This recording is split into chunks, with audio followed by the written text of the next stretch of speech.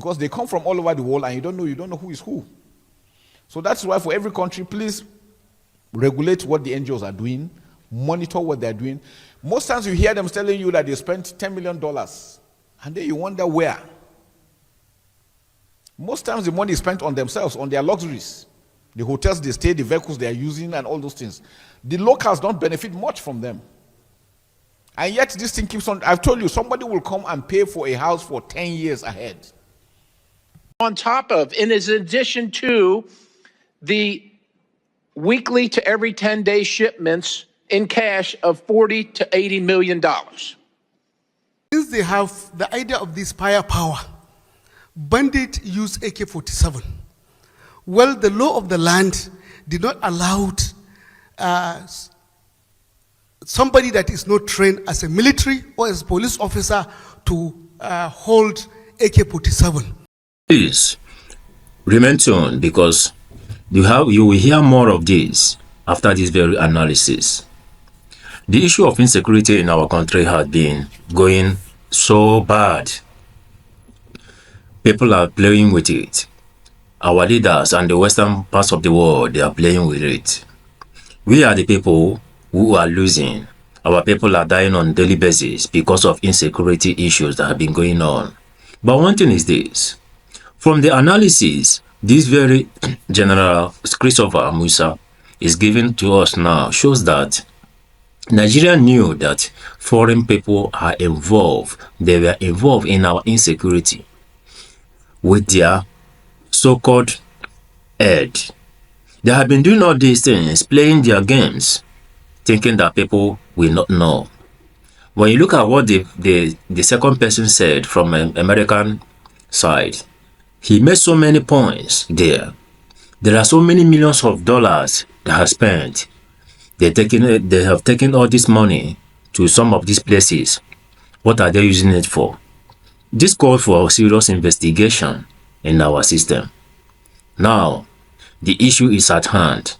We are looking for a way to solve it. Look at what our general is saying. Now, that is to tell you that the truth is seriously coming out. It's just that the level of corruption in our country never allowed us to understand the game behind all these Boko Haram activities in this country. This is man-made, and there is a solution to it. Please do not allow anybody to confuse you that nothing is going on.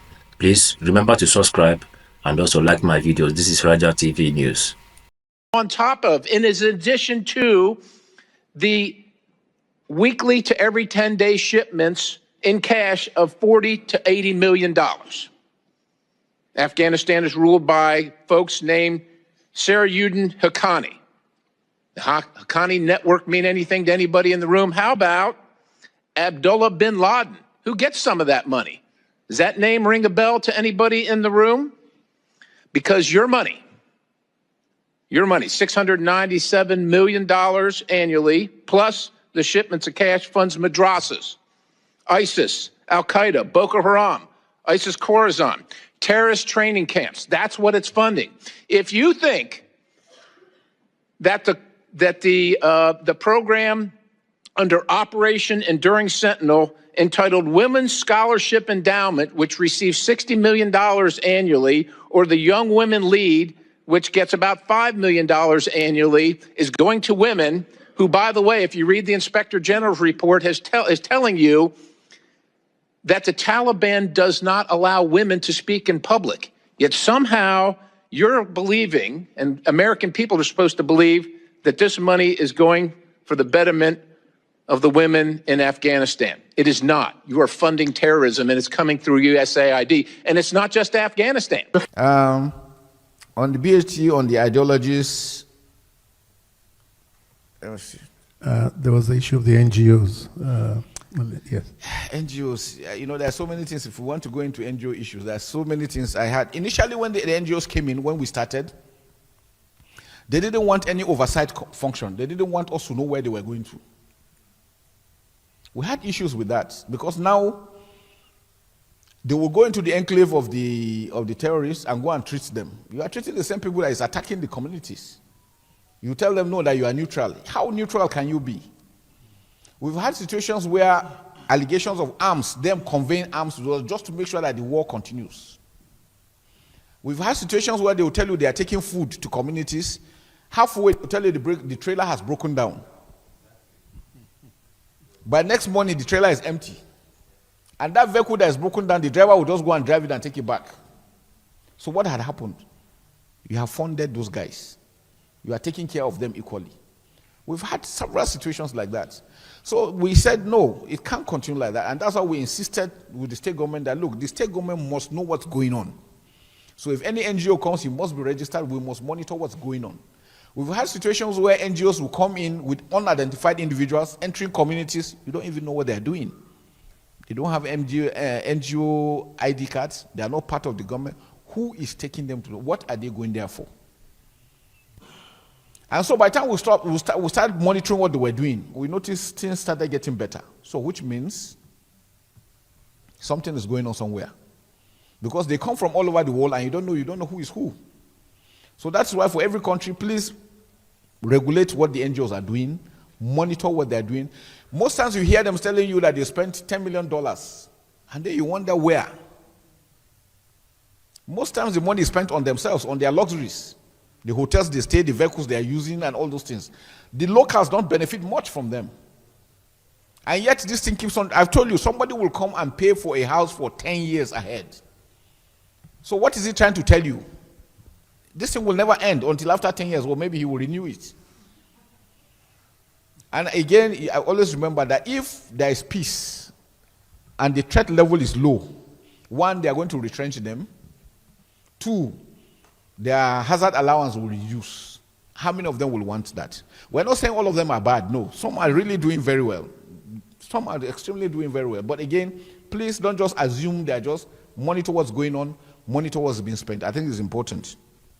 I think we've dealt with the issue. There's the last one of extermination of the... when is it going to end?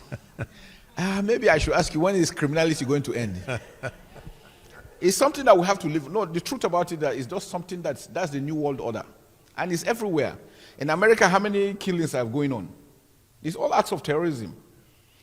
It's going to be in every country. It is your ability to mitigate, to deal with it in such a way that it does not affect the normal lives of the people. But acts of criminality will continue. That is for sure. Countries that have not had it, please don't allow it to start. Whatever it takes, once they start, please nip it immediately in the bud. It's very important. And what does it take? Monitoring. Monitoring is good. Law enforcement, legal system. These are areas that we are having a lot of challenges. Most times you even arrest these people, there is no legal law to deal with them. You are left with the people to deal with. It's a big issue. And because they know that, they too leverage on those aspects. So I think that's why it's important. Like we said, it's a whole of society approach to addressing asymmetric warfare. Thank you. They don't speak your language. You brought them across from international borders. You give them refuge. They stayed with you. They had a sharing formula for them to be with you. And then suddenly you stop giving them what they wanted. The tendency is next, they want to start asking by force. That was exactly what happened with the Lakrawas.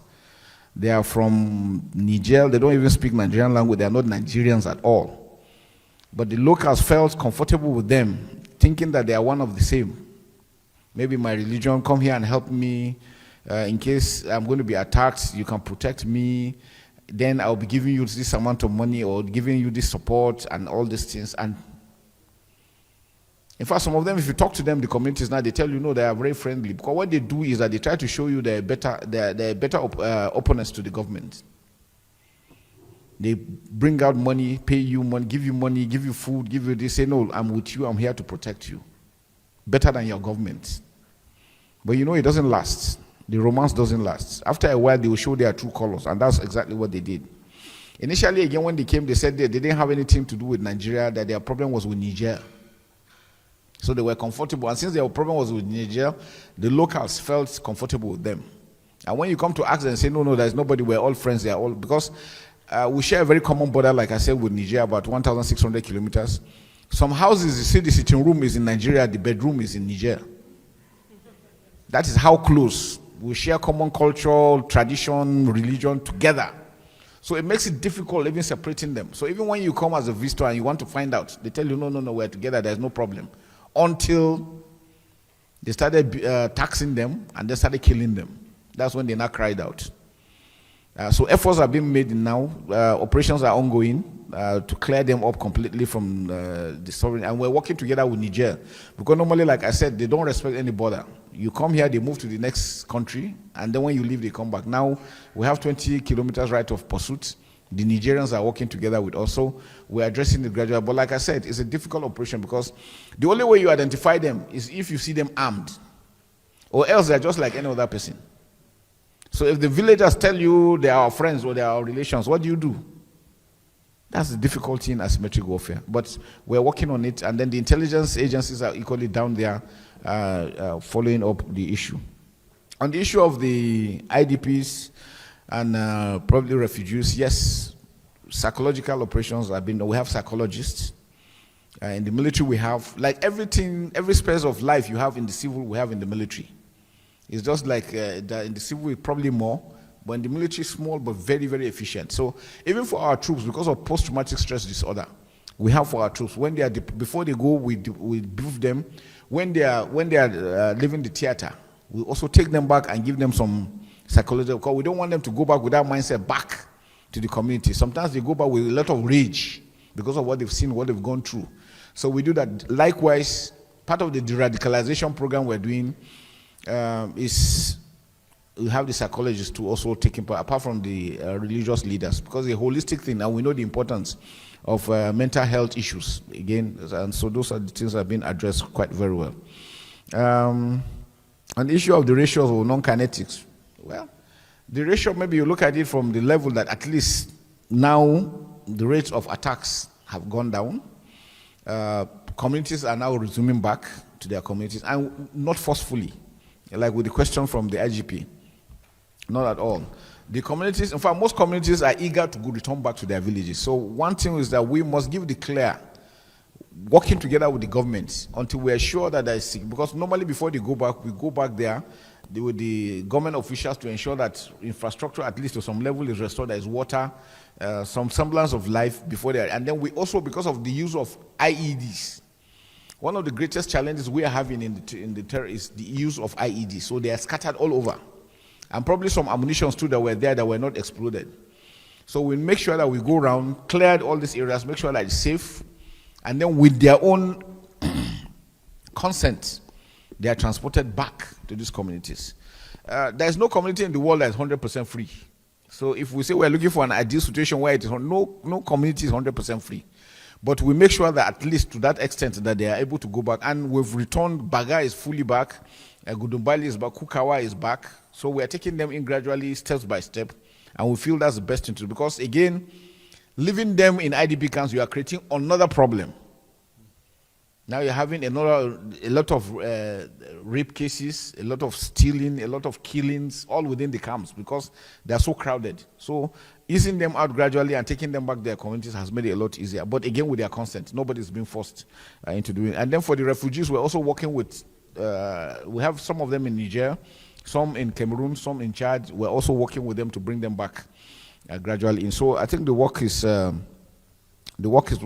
going on, and we will continue to do that. We believe the non-kinetic has a major role in what we're doing. The military, like I said, can only do so much.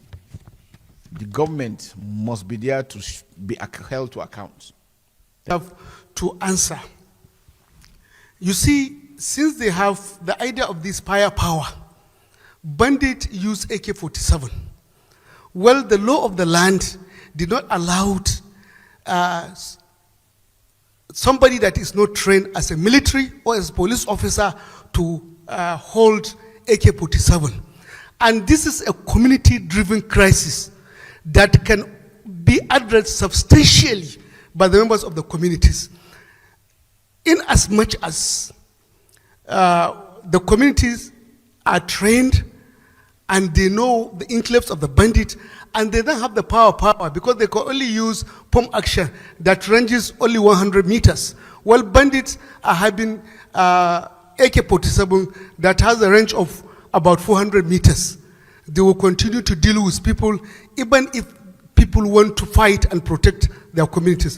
What government is doing to address that problem, considering the fact that in the Boko Haram, hunters were given AK-47, and that what honestly helped in addressing the problem of Boko Haram. So what is government doing now to make people to have access to that more advanced and more sophisticated weaponry, so that we will come to we will completely dislodge this bandit? Because in as much as we leave them, they will continue to expand, and that is a serious issue. Thank you very much.